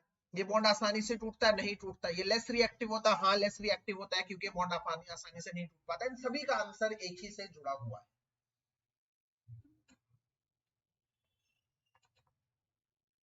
अगला क्वेश्चन क्या कह रहा है, अगला क्वेश्चन कह रहा है के question, benzoic acid is stronger acid than ethanoic acid. Benzoic acid ज्यादा स्ट्रॉन्ग एसिड है इथेनोइक एसिड से। तो भाई ये रहा बेंजोइक एसिड, ये रहा एथेनोइक एसिड। अगर ये H प्लस चला जाएगा, आप सभी को पता होना चाहिए कोई एसिड क्यों स्ट्रॉन्ग होता है, ताकि वो जल्दी से H प्लस दे दे। जो एसिड जल्दी से H प्लस दे देता है वो स्ट्रॉन्ग एसिड कहलाता है। जो एसिड जल्दी से H प्लस दे दे वो स्ट्रॉन्ग एसिड कहलाता है। जो जल्दी से देगा, कौन देगा जल्दी से, ये भी नेक्स्ट क्वेश्चन है। जो देने के बाद स्टेबल हो। सर ये तो दोनों स्टेबल है, क्योंकि यहां पर भी रेजोनेंस है और यहां पर भी रेजोनेंस है, दोनों में ही रेजोनेंस है सर। तो आपका आंसर होगा सर यहां पर सिर्फ 2 रेजोनेंस है और यहां पर ज्यादा रेजोनेंस है। बेंजीन भी है ना, तो बेंजीन उसमें ऐड हो जाता है। ठीक है, याद रखिए। तो ये एक अच्छा क्वेश्चन बनता है, सिंपल क्वेश्चन, अच्छा क्वेश्चन है। अगला कह रहा है एथर का डाइपोल मोमेंट है सिमेट्रिकल होने के बावजूद। अब एक छोटी सी चीज देखिएगा, अगर कोई चीज ऐसे हो, एथर का स्ट्रक्चर ROR हो, तो उसका डाइपोल मोमेंट होगा 0। क्यों? क्योंकि यहां से ऑक्सीजन और कार्बन में से ऑक्सीजन ज्यादा इलेक्ट्रोनेगेटिव है, वो अपनी तरफ खींच रहा है बॉन्ड को। इधर भी ऑक्सीजन और कार्बन में से ऑक्सीजन ज्यादा इलेक्ट्रोनेगेटिव अपनी तरफ खींच रहा है, तो डाइपोल मोमेंट कैंसिल हो जाएगा। परंतु भाई ROR का स्ट्रक्चर ऐसा होता ही नहीं। ROR का स्ट्रक्चर वाटर की तरह होता है। वाटर का स्ट्रक्चर याद है ना बच्चों? यस, ऐसा होता है, बेंट होता है, बेंट। तो बेंट होने की वजह से सवाल ही पैदा नहीं हो रहा। यहां से खींचेगा ऑक्सीजन, यहां से भी खींचेगा, तो जब यहां से खींचेगा, यहां से खींचेगा, ऐसा होता है, तो उसका नेट डाइपोल मोमेंट कहां जाता है? अपवर्ड की तरफ। तो इसके बेंट स्ट्रक्चर की वजह से एथर्स सिमेट्रिकल होने के बावजूद उसका डाइपोल मोमेंट 0 नहीं होता। सिंपल। तो क्योंकि वो बेंट है।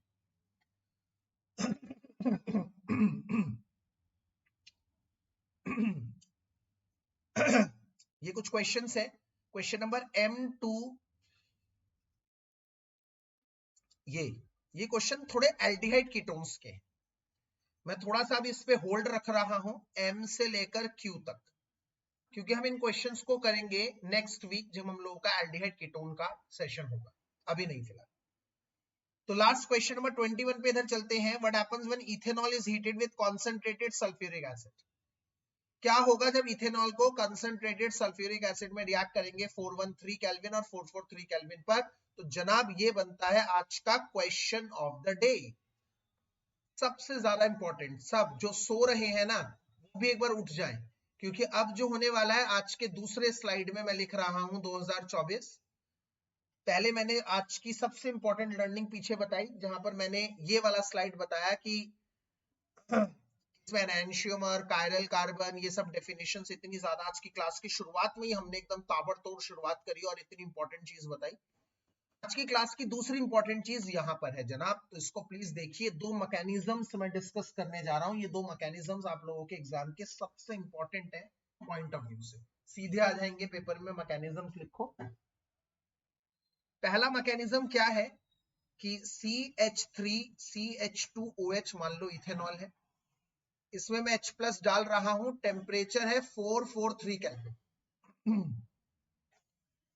फिर इसी अल्कोहल में मैं H प्लस डालता हूं और टेम्परेचर है 413 केल्विन। कोई बच्चा मुझे बताना चाहेगा कि टेम्परेचर डिफरेंस पे प्रोडक्ट पे कैसा वेरिएशन आएगा? 443 केल्विन पे क्या प्रोडक्ट मिलेगा और 413 केल्विन पे क्या प्रोडक्ट मिलेगा?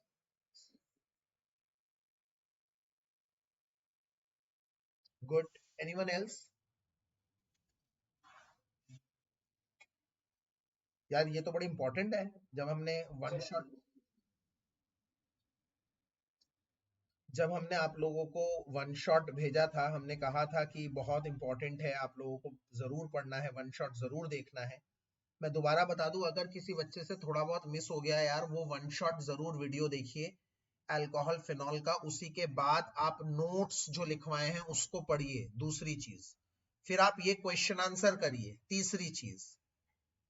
और इसके बाद जो मैंने आपको मॉड्यूल दिया है, उस मॉड्यूल के सारे पीछे के क्वेश्चन आंसर MCQ करिए, चौथी चीज। बस ये 4 चीज के अलावा कुछ नहीं करना। वन शॉट देखना है, नोट्स पढ़ने हैं, फिर जो ये क्वेश्चन आंसर करवा रहा हूं इनको पढ़ना है। लास्ट जो MCQs मैंने मॉड्यूल में दे रखे हैं उनको करो, चैप्टर डन। 1 हफ्ते का समय था यार। 1 हफ्ते के समय में अगर हम ये भी नहीं करेंगे 1 वीक में, तो क्या फायदा हमारी स्ट्रैटेजी का? एक और बात मैं बता देता हूं, हम लोगों को कल की क्लास मिस हो गई, सैटरडे की क्लास मिस हो गई। इसका हम खामियाजा करेंगे कल वाले दिन। कल मंडे को हम बैठेंगे, मंडे कल है, कल हम 9 PM पर इसी लिंक पे क्लास स्टार्ट करेंगे हम लोग। कल रात को 9 बजे हम इसी लिंक में क्लास स्टार्ट करेंगे। और अल्कोहल फिनॉल की बची हुई चीजें जो हमने कल करनी थी वो करी, हम कल ही मंडे को निपटाएंगे। मैं लिंगर ऑन के मूड में बिल्कुल नहीं हूं, ताकि हम नेक्स्ट सैटरडे और संडे हम कर सके एल्डिहाइड कीटोन, जो हमारा जनवरी का 3rd वीकेंड है। और उसके बाद जनवरी के 4th वीकेंड में सैटरडे संडे हम करेंगे अमाइंस। और इस तरह से हमारा टारगेट पूरा होगा। जो हमारे साथ शुरू से है, हमारी स्ट्रैटेजी को फॉलो कर रहा है, वो जनवरी एंड तक एकदम रिलैक्स होगा। करना कुछ नहीं है, मैं बार बार बोल रहा हूं, वन शॉट देखना है, उसके बाद नोट्स पढ़ने हैं। तीसरा, ये क्वेश्चन आंसर करना है। चौथा, एमसीक्यूज करने हैं, बस और कुछ नहीं। अगर ये भी नहीं कर पाएंगे तो फिर भाई बहुत मुसीबत में पड़ जाएंगे। ठीक है, तो चलिए, इसमें क्या होगा। फर्स्ट केस में ये इथेनॉल है, तो फर्स्ट केस में क्या होता है मैं आपको समझाता हूं। पहले एक जेन्युइन भाषा में समझाता हूं कि ये है, मान लीजिए इथेनॉल, ये है इथेनॉल। अब यहाँ पे H प्लस आ गया, H2SO4। H2SO4 का काम होता है, H2SO4 में H प्लस लिखूं एक ही बात है, दोनों एक ही चीज है। H2SO4 का एक ही काम होता है बच्चों, क्या काम है? पानी को निकालना, वाटर निकालना। तो ये पानी को निकालेगा, कहेगा OH तो मुझे दिख रहा है, चल भाई OH तू यहां से आ जा। तो भाई चल OH तो यहां से माइनस हो गया और यहां पर कार्बन पे आ गया प्लस, तो ये तो निकल जाएगा। OH माइनस आ चुका है, H प्लस की चिंता है हमें, H प्लस। तो हम क्या कहते हैं, इसके पास वाले कार्बन को कहते हैं कि इसने OH दिया है, एक काम कर, इसके पास वाले कार्बन से तू दे दे H। तो अगर तू H प्लस दे देगा तो ये वाला बॉन्ड इधर आ जाएगा, शिफ्ट हो जाएगा, और कहीं ना कहीं यहां एक डबल बॉन्ड बन जाएगा, एल्कीन बन जाएगा। एल्कीन मेजर प्रोडक्ट होता है, यहां पर मेजर प्रोडक्ट।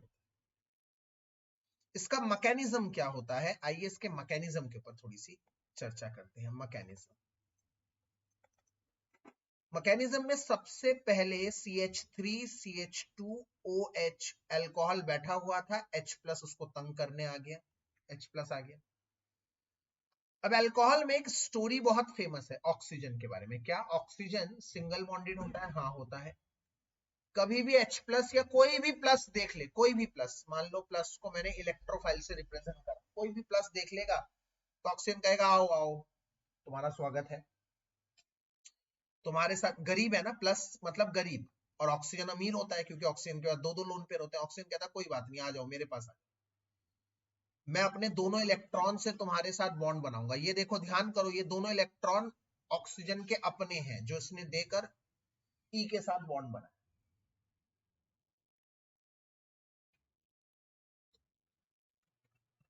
जैसे ही ऑक्सीजन ने अपने दोनों इलेक्ट्रॉन दिए, क्योंकि ऑक्सीजन ने दे दिए, तो ऑक्सीजन पे अब आ जाएगा प्लस चार्ज, और ये बन जाता है ड्रामा।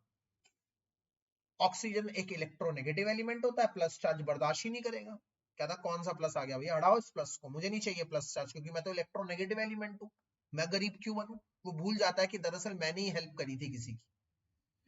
अब वो ये प्लस चार्ज को रिमूव करना चाहता है, तो प्लस चार्ज को रिमूव करने के लिए उसने 3 बॉन्ड बनाए हैं। देखिए, 1 बॉन्ड, 2 बॉन्ड, 3 बॉन्ड। एक बॉन्ड को वो हटा देगा। अब सवाल आता है, जरूरी नहीं है जो लास्ट में बॉन्ड बना उसी बॉन्ड को वो रिमूव करेगा, किसी भी एक बॉन्ड को रिमूव करेगा। मतलब जिससे भी लेगा, मान लो इधर ए ग्रुप जुड़ा हुआ है, इधर बी ग्रुप जुड़ा है, मान लो इससे लूंगा तो बी के ऊपर पॉजिटिव आ जाएगा।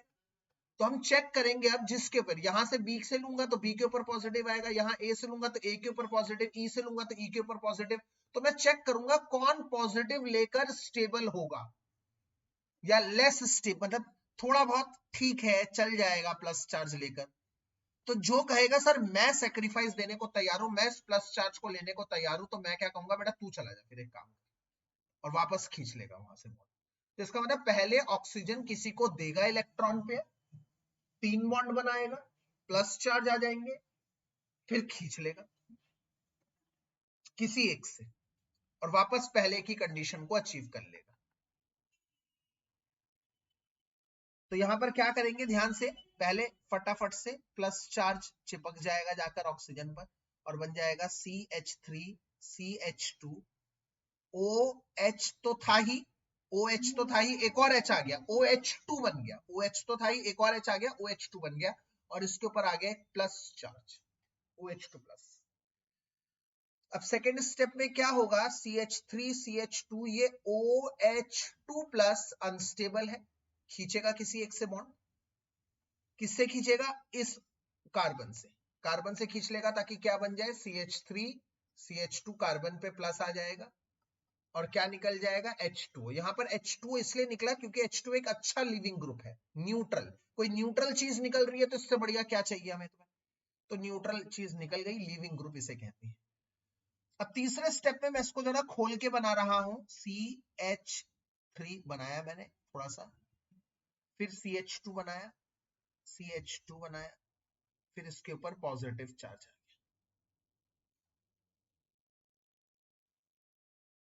ठीक है, अब ये चार्ज हटेगा, ये चार्ज कैसे हटाया जाएगा, ये अपने पास वाले कार्बन से कहेगा कि काम कर, तू किसी एक हाइड्रोजन से बॉन्ड को खींच ले, किसी एक हाइड्रोजन से बॉन्ड को खींच ले, बॉन्ड को अगर खींच लेगा तो ये प्लस हाइड्रोजन के ऊपर शिफ्ट हो जाएगा और हमारे बीच में C, ये देखो CH2 है, चेक करिए CH2,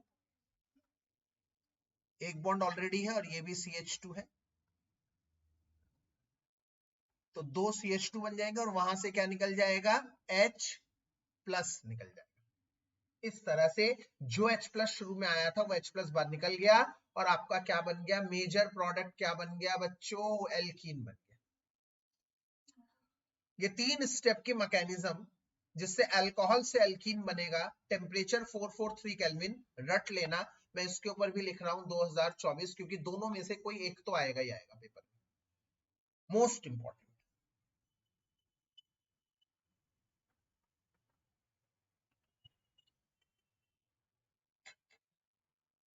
इसके बाद दूसरा वाला पार्ट, सर दूसरे वाले पार्ट में होता है थोड़ा सा अलग, मतलब इसकी मैकेनिज्म शुरू करते हैं। चलो, इसमें पहला स्टेप क्या होता है, same CH3 CH2 OH, H plus आया, H प्लस ने अटैक किया अमीर को, अमीर कौन है, ऑक्सीजन जिसके पास लोन पेयर है, और बन गया OH2 प्लस।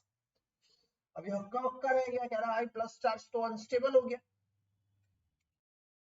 तो अगले स्टेप में ये क्या करेगा, विड्रॉ कर लेगा ये वाला बॉन्ड और बन जाएगा CH3 CH2 प्लस और निकल जाएगा क्या, H2, H2 निकल, बड़ा सिंपल सी बात थी, आराम से H2 निकल गया।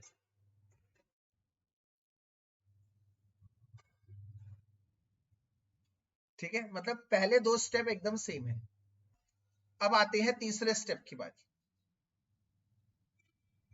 तीसरे स्टेप में पहले क्या हुआ था, चेक करिए यहां पर क्या हुआ, यहां पर जिस कार्बन पे प्लस था उस कार्बन ने अपने पास वाले कार्बन से रिक्वेस्ट करी कि तू एक काम करना यार, हाइड्रोजन दे दे, उसने हाइड्रोजन दे दिया, आपस में डबल बॉन्ड बना लिया। इधर टेम्परेचर थोड़ा सा कम है, आप समझो मेरी बात, टेम्परेचर कम होने से क्या होगा, यहाँ के मुकाबले टेम्परेचर थोड़ा कम है, इसका मतलब वाटर को निकालने का प्रेशर थोड़ा सा कम है, इतनी तेजी से पानी नहीं निकालना, तो ये थोड़ा सा आइडिया लगाता है, कहता है यार क्योंकि देखो इसमें तो डबल बॉन्ड बन रहा है, आप जानते हैं सिंगल बॉन्ड से डबल बॉन्ड बनना, obviously double bond unsaturated unstable है, तो कहेगा काम लगाते हैं, तरकीब लगाते हैं, क्या करे क्या करे क्या करे, कुछ तो करे कुछ तो करे भाई, डबल बॉन्ड नहीं बनना, अनस्टेबल नहीं बनना, यहाँ पे तो हमारे पास चांस भी है क्योंकि टेम्परेचर कम है। तभी इसका ध्यान एक दूसरे अल्कोहल के मॉलिक्यूल पे जाता है, दूसरा अल्कोहल का मॉलिक्यूल भी वही करता है जो वो करने जा रहा था, मतलब H प्लस लेता है, H2O देता है, H प्लस, फिर वो भी ऐसे ही बन जाएगा। तो ये कहता है रुक जा भाई, तू मत कर, H प्लस पे अटैक मत करवा, कह रहा है रुक गया भाई, अब बता क्या करना है, कह रहा है भाई प्रॉफिट का सौदा है, डबल बॉन्ड नहीं बनेंगे, ना मैं डबल बॉन्ड बनूंगा, ना ये येलो वाला ना ब्लू वाला, हम डबल बॉन्ड नहीं बनेंगे भाई, एक ऑप्शन है तेरे पास, एक सौदा है। कह रहा क्या भाई बता, कह रहा देख तू प्लस को ही तो देना चाहता है अपना लोन पेयर, कह रहा हाँ यार, कह रहा एक काम कर, मैं भी तो प्लस हूं, तो H+ की जगह तू मुझे दे दे अपना लोन पेयर। इसको अच्छा लगता है प्लान। उसने कहा इससे हम डबल बॉन्ड नहीं बनेंगे। कह रहे नहीं यार। कह रहे चल तेरे को दे देता हूं। तो ये बन जाता है CH3 CH2। Let me take the same colour, blue colour. हाँ, ये बन जाता है CH3 CH2OH, और इस O पे आ जाता है CH2 CH3। देखो सब कुछ सेम मैंने उसी से बनाया। येलो कलर वाला आ गया। अब प्लस चार्ज कहां आ गया? ऑक्सीजन पे आ गया।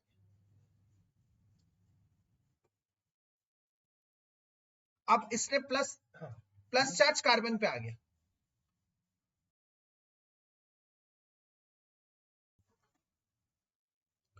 प्लस चार्ज कार्बन पे आ गया तो अब क्या होगा?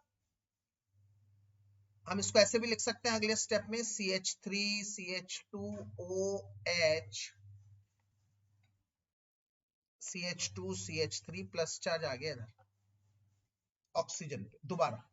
अब ये ऑक्सीजन हाइड्रोजन से खींच लेगा। अगर हाइड्रोजन से खींचेगा तो क्या बनेगा? CH3 CH2O CH2 CH3 और H+ निकल जाएगा। ध्यान से देखिए, ये चीज बन जाएगी, ये चीज ROR। बड़ी शातिरता से इसने एथर बना दिया, एथर मेन प्रोडक्ट बना दिया। CH3CH2O CH2CH3, ये बन गया एथर। ये बन गया एथर। ठीक है, तो इसका मतलब कैसे 443 केल्विन में रिएक्शन हुई, कैसे 413 केल्विन में रिएक्शन हुई, ये जानना, इन दोनों की मैकेनिज्म जानना बहुत इंपॉर्टेंट है।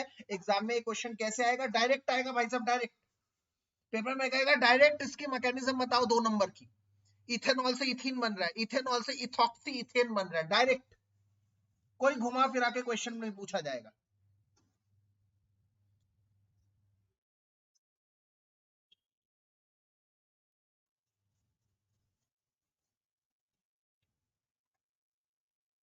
So it is very important. तो चलिए अगले बात पे चलते हैं। अगला क्वेश्चन कह रहा है यहां पर कि फॉर्मलिन और मिथेनॉल एक दूसरे से कैसे रिलेटेड है। थोड़ा सा लर्निंग क्वेश्चन आप लर्न कर लीजिएगा, ये इंपॉर्टेंट क्वेश्चन है कि फॉर्मलिन 40% एक्वस सॉल्यूशन है मिथेनॉल का, जो बायोलॉजिकल स्पेसिमेन, वो छिपकली कीड़े वीड़े रखे होते हैं ना एक बॉटल के अंदर, जार के अंदर, वो लिक्विड फॉर्मलिन होता है जो उसको खराब होने से बचाता है। तो ये लर्निंग क्वेश्चन है, याद कर लीजिएगा। इसके बाद ये वर्ल्ड फेमस क्वेश्चन है, हालांकि ये चैप्टर एल्डिहाइड कीटोन में से है, पर फिर भी हम सभी को पता है। नहीं पता है तो भैया ये तो बहुत दावेदार है ये तो क्वेश्चन, कि एल्डिहाइड और कीटोन में से न्यूक्लियोफिलिक एडिशन रिएक्शन के प्रति कौन ज्यादा रिएक्टिव है? एल्डिहाइड ज्यादा रिएक्टिव है। क्यों? 2 कारण। स्टेरिक रीजन, क्योंकि कीटोन में दो अल्काइल ग्रुप होते हैं जो अल्काइल ग्रुप स्टेरिक हिंड्रेंस करते हैं। एल्डिहाइड में हाइड्रोजन तो स्टेरिक हिंड्रेंस करता नहीं, एक ही अल्काइल ग्रुप है, तो स्टेरिक हिंड्रेंस कम है, धक्का मुक्की कम है। स्टेरिक हिंड्रेंस मतलब धक्का मुक्की कम है, कीटोन में ज्यादा है। दूसरा इलेक्ट्रॉनिक रीजन की अगर मैं बात करता हूं, तो आप देख रहे हैं यहां पर 2 R है, ये भी देगा इलेक्ट्रॉन, ये भी देगा, हेल्प करेगा कार्बन की। तो कीटोन का कार्बन स्टेबल है, यहां पर सिर्फ एक जगह से देगा, तो एल्डिहाइड का कार्बन अनस्टेबल है। तो 2 कारण है जिनकी वजह से एल्डिहाइड ज्यादा रिएक्टिव है कीटोन से। Most important question. इसके बाद थोड़ा सा एसिडिटी के ऊपर आ जाते हैं। ऑर्थोफेराफिनॉल्स एसिडिक है, क्यों नहीं है? तो मैं कॉन्सेप्ट ऑफ एसिडिटी को थोड़ा सा समझाना चाहता हूं यहां पर। तो मेरा यहाँ पर थोड़ा सा कॉन्सेप्ट ऑफ एसिडिटी को, फिनॉल को समझना थोड़ा सा जरूरी है। आप देखिए ध्यान से जरा, यहाँ पर थोड़ा सा मन लगाकर इसको समझने की कोशिश करिएगा।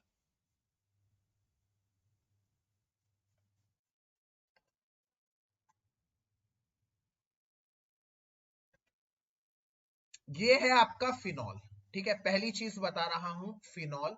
और ये है आपका एल्कोहल, मतलब एलिफेटिक एल्कोहल। अगर यहां से H+ चला गया, let me take another colour pen, यहां से अगर H+ चला गया तो यहां आ जाएगा माइनस। यहां से अगर H+ चला गया तो यहां आएगा माइनस। तो ये बनता है यहां पर O-, इसका नाम है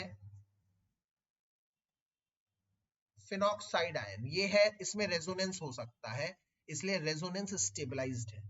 मैं इस क्वेश्चन को नहीं समझा रहा, इस कॉन्सेप्ट को समझा रहा हूं, तो ध्यान से देखिएगा।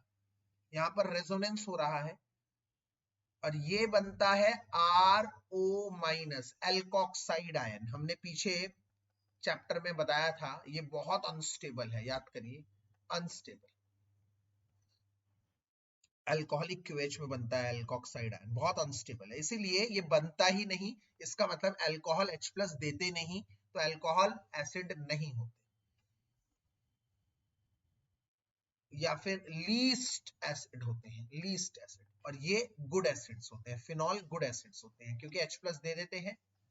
क्यों दे देते हैं? क्योंकि फिनॉल H+ देने के बाद फिनॉक्साइड आयन बनाते हैं, जो स्टेबल होता है रेजोनेंस के चलते। पहली चीज।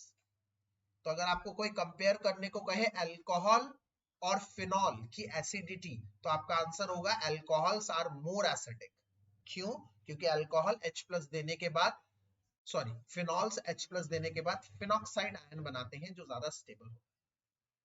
ठीक है भाई, एक चीज हो गई। दूसरा, एक नॉर्मल फिनॉल ले लिया,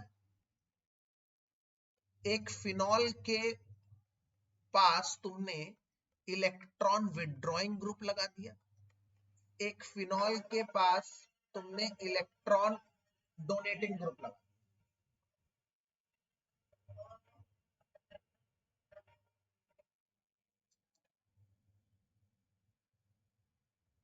ठीक है, जो इलेक्ट्रॉन डोनेटिंग ग्रुप होता है, आपको समझना पड़ेगा,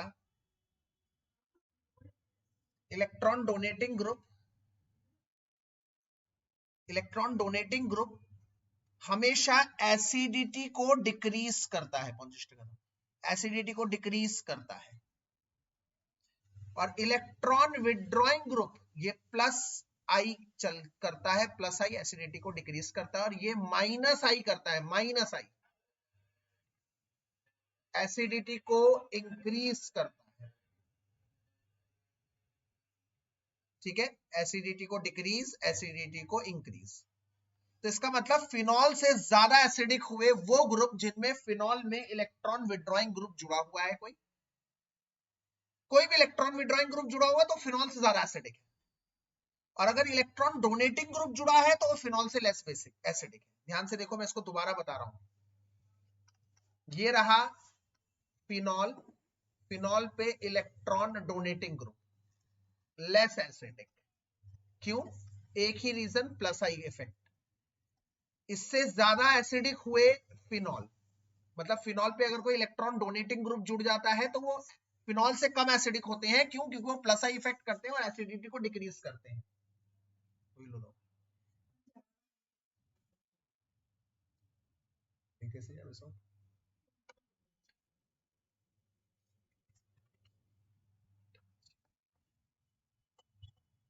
और अगर इसमें कोई इलेक्ट्रॉन विड्रॉइंग ग्रुप आ जाता है तो ये मोर एसिडिक होते हैं, उड़ाचे मोर एसिडिक होते हैं, क्योंकि ये -I इफेक्ट करते हैं। तो ये ऑर्डर याद रखिएगा।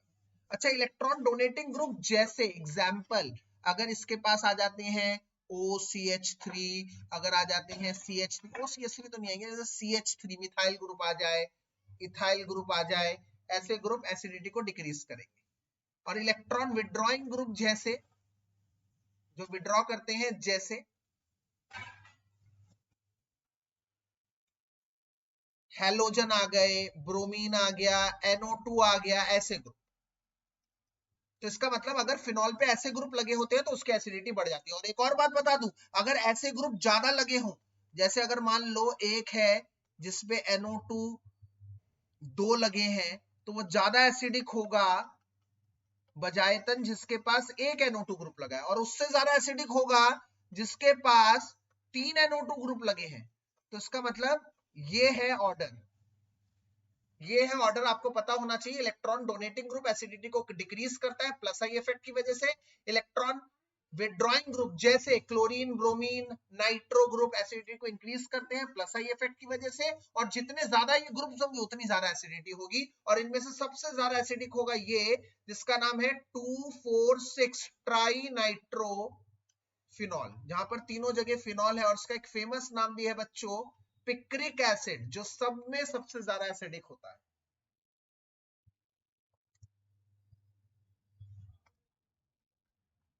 ठीक है, ये आपका एक अहम सवाल खत्म हुआ यहां पर। ठीक है, इसके बाद अगले क्वेश्चन पे चलते हैं, अगले पड़ाव पर चलते हैं। कह रहा which of the following set is appropriate for the, question number 25 ध्यान से देखेंगे। कह रहा which of the following is appropriate set for the reaction of 1 methoxy 4 nitrobenzene and Y, मतलब कौन इनमें से अच्छा है बनाने के लिए। तो एक बात मैं आप लोगों को सभी को बता दूं, यहाँ पर एक हम नई लर्निंग सीख रहे हैं, नया पॉइंट सीख रहे हैं, और ये मेरे ख्याल से आखिरी स्लाइड होगी, ये 2 क्वेश्चन हमारे आखिरी होंगे, 25-26, आज 26 क्वेश्चन तक रहने देंगे, इसके बाद बाकी के अल्कोहल के क्वेश्चंस कल निपटाएंगे, तो बहुत ध्यान से देख लेंगे, बहुत सारी चीजें हम बता चुके हैं आज की क्लास में। एक एथर जब आपको बनाना होता है ना, एथर ROR एथर बनाना होता है, तो उसके लिए 2 चीजें चाहिए होती है, RNA RONA और एक RX, इन दोनों से बनता है, ये NaX निकल जाता है तो ROR बनता है, मैं इस RX को R डैश मान लेता हूं, तो यहाँ R डैश आ जाएगा। कौन बच्चा मुझे इस रिएक्शन का नाम बताएगा? वेरी गुड, इसका बिल्कुल सही, कोरेहाउस नहीं बाबू, विलियमसन सिंथेसिस ऑफ एथर, इस रिएक्शन का नाम है विलियमसन सिंथेसिस ऑफ एथर, बिल्कुल सही। अब इसमें क्या होता है, NaX निकल जाएगा और ROR डैश बनेगा। इस रिएक्शन की एक लिमिटेशन है, विलियमसन की एक लिमिटेशन है, विलियमसन की एक लिमिटेशन है। लिमिटेशन क्या है बच्चों? लिमिटेशन ये है कि smaller alkyl should come from halo alkane, मतलब छोटा वाला एल्काइल पार्ट हेलो एल्केन से आना चाहिए, छोटा वाला alkyl part should come from halo alkane, ये इसकी एक कमी है, मतलब ये होना चाहिए। तो अगर मैं क्वेश्चन नंबर 1 के सेट को देखता हूं, ध्यान से देखता हूं, तो इसमें छोटा वाला हेलो एल्केन कहां है? दूसरे वाले पार्ट में देखो CH3Br है, पहले वाले में तो Br बेंजीन के साथ जड़ा हुआ है, आपको पता ही है ये बॉन्ड तो वैसे भी नहीं टूटेगा, इसका मतलब दोनों में से हेलो एल्केन छोटा कौन है? हेलो एल्केन दूसरे वाले केस में छोटा है, दूसरे वाले केस में छोटा है, तो कौन अप्रोप्रिएट सेट है? दूसरा वाला अप्रोप्रिएट सेट है, बात खत्म, पैसा हजम। बहुत सिंपल स्टोरी पे जा रहा हूं मैं, बिल्कुल सिंपल सर, हेलो एल्केन छोटा होना चाहिए, this is one of the limitations of Williamson synthesis of ether, और हमें बस ये देखना है दोनों में से छोटा कौन है, बस दोनों में से छोटा होगा वही बनेगा, बात खत्म।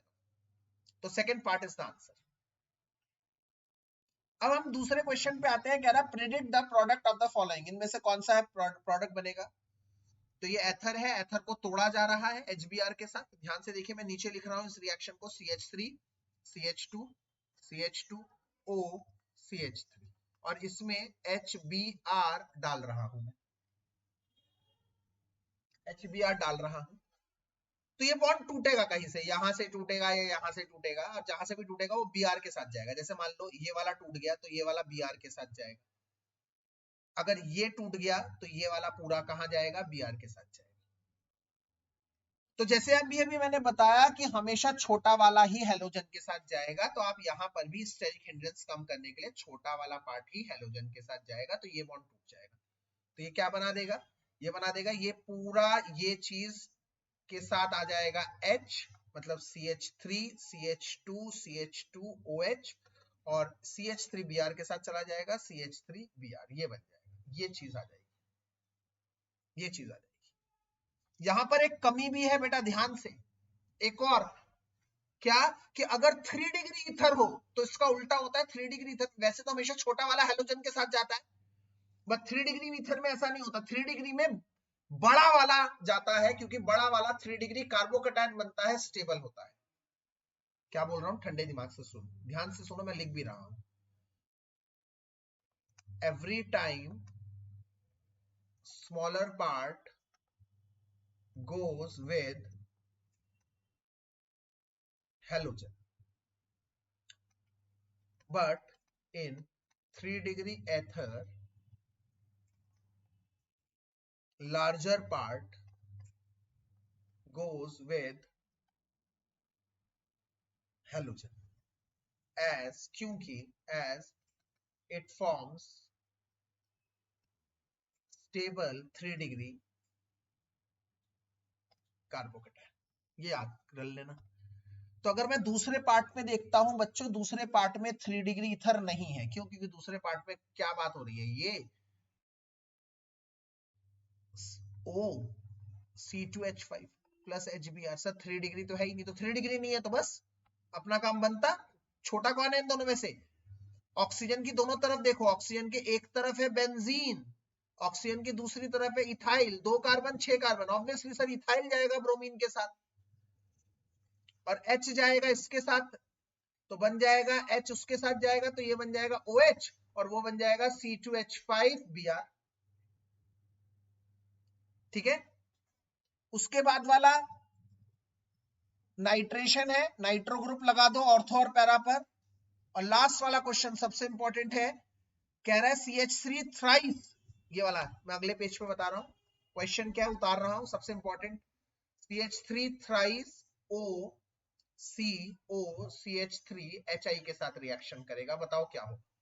तो पहले इसको बनाऊंगा मैं, C बनाया, फिर CH3 बनाया, इधर भी CH3 बनाया, नीचे भी CH3 बनाया, फिर O के पास फिर CH3 बनाया, और फिर इसमें HI डाल दिया, फिर इसमें HI डाल दिया।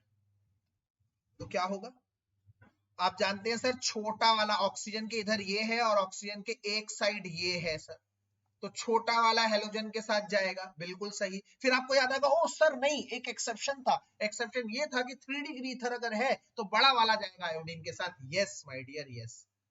तो इसका मतलब ये वाला जाएगा इसके साथ, तो बन जाएगा CH3C CH3 इधर आ जाएगा I, और इधर बन जाएगा CH3OH। ये वाला पार्ट जाएगा हमारा H के साथ। ठीक है, आई होप आप लोगों को समझ में आया है। देखिए क्या लगा, कुछ भी नहीं लगा। अगर आप ध्यान से देखेंगे, 1 सवा घंटा, हार्डली 1.5 घंटा भी नहीं हुआ, हम लोगों ने इतने क्वेश्चंस निपटा दिए अपने घर में बैठे हुए।